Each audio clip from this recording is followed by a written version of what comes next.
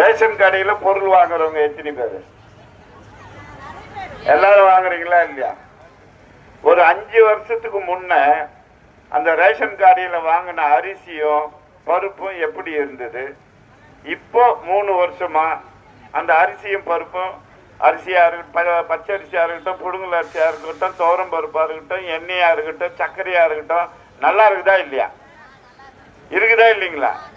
5 வருஷத்துக்கு முன்ன நம்ம சாப்பிட முடிஞ்சதா? ஆட்டுக்கும் மாட்டுக்கும் கோழிக்கும் 5 ரூபாய்க்கு தானே போச்சு அந்த அரிசி.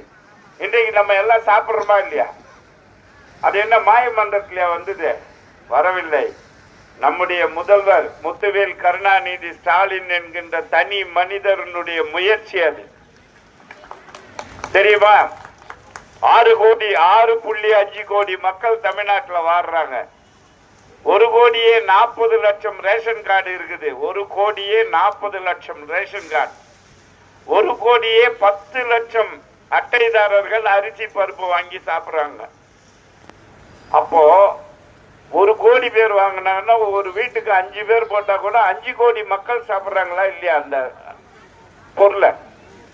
அதான் முதலமைச்சர் சொன்னார் ஆட்சிக்கு வந்த உடனே, சரியான தரமான பொருள் ரேஷன் கடையில கொடுக்கறதுன்னா கொடுங்க, இல்லைன்னா நிப்பாட்டுருங்க அப்படின்னு சொல்லி 1 டன் 2 டன் இல்லம்மா 10 லட்சம் டன்னு மக்கி போன அரிசி குடோன்ல கடந்தது கடந்த 10 ஆண்டு கால ஆட்சியில.